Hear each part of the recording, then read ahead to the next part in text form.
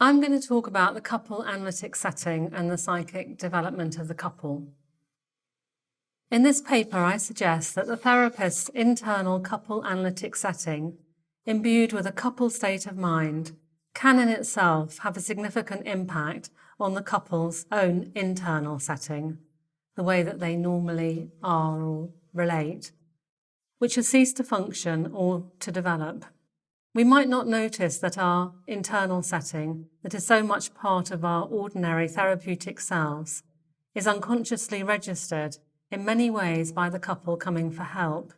and has more significance for them than we might realise. I'm referring not only to what we might say to the couple in the form of interpretations, but to all the ordinary aspects of the setting, and in particular, the experience of being in the presence of a therapist with a couple state of mind.